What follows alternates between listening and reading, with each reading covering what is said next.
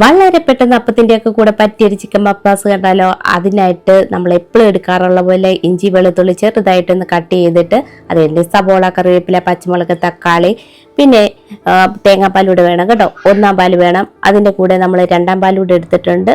നമുക്ക് ചിക്കനിൽ വേറെ വെള്ളമൊന്നും ഒഴിച്ചു കൊടുക്കുന്നില്ല, അപ്പം നമുക്ക് ഈ പാലെടുക്കാമല്ലോ. ഇനി നമുക്ക് ഇതെല്ലാം കൂടി ഒന്ന് വഴറ്റിയെടുക്കാം കേട്ടോ. അതിന് വേണ്ടിയിട്ടൊരു പാത്രമൊക്കെ നമ്മൾ അടുപ്പ് വെച്ചിട്ട് എണ്ണ ഒഴിച്ച് കൊടുത്ത് നമ്മുടെ സ്പൈസസ് ഒക്കെ ഇട്ട് കൊടുക്കാം. അപ്പോൾ ഉള്ള സ്പൈസസ് ഒക്കെ ഇട്ട് കൊടുക്കാം കേട്ടോ.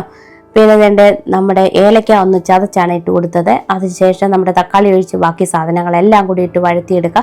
അതിന് വേണ്ടിയിട്ട് ഒന്ന് ഇളക്കിയതിന് ശേഷം ഞാൻ കുറച്ച് ഉപ്പും മഞ്ഞൾപ്പൊടിയും കൂടി ഇട്ട് കൊടുക്കുന്നുണ്ട്.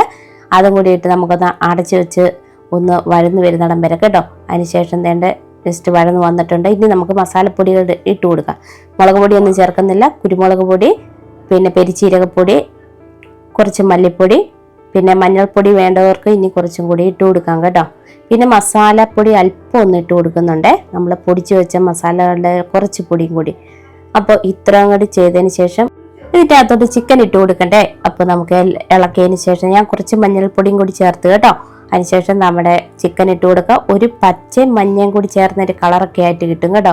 പിന്നെ കുറച്ച് ഉപ്പും കൂടി, ചിക്കന് വേണ്ട ഉപ്പും കൂടി ഇട്ട് നമ്മൾ 2-ാം പാൽ എടുത്ത് വെച്ചില്ലേ, അതിൻ്റെ അകത്ത് നമ്മൾ ചിക്കൻ എല്ലാം വേവിച്ചെടുക്കുന്നുണ്ട്. അപ്പോൾ എക്സ്ട്രാ വേറെ വെള്ളമൊന്നും ചേർക്കുന്നില്ല. അപ്പോൾ ഒന്നും കൂടി ഒന്ന് വറ്റാൻ വേണ്ടിയിട്ട് ഞാനത് അടച്ചു വെച്ചിട്ട് TV-യുടെ മുന്നിൽ പോയിരുന്നു. തിരിച്ചു വന്നപ്പോഴത്തേന് വെള്ളമെല്ലാം പറ്റിപ്പോയി കേട്ടോ. എന്നാലും കുഴപ്പമൊന്നുമില്ല. എന്തായാലും കൃത്യസമയത്ത് വന്നോട്ട് അടിക്കൊന്നും പിടിച്ചില്ല. അപ്പം നമ്മൾ എടുത്ത് വെച്ചേക്കുന്ന 1-ാം പാലൂടെ നല്ല കട്ടിപ്പാലൂടെ ഒഴിച്ച് തീ അന്നേരം ഓഫ് ചെയ്യുക കേട്ടോ. ജസ്റ്റ് ഒന്ന് ചൂടായാൽ മതി.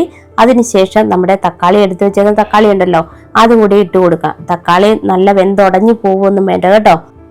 ഇനി നമുക്ക് ലാസ്റ്റ് കുറച്ച് കുരുമുളക് പൊടിയും പിന്നെ അതിൻ്റെ കൂടെ പെരിഞ്ചീരക പൊടിയും കൂടി ഇട്ട് കൊടുക്കാം കേട്ടോ. വളരെ കുറച്ച്.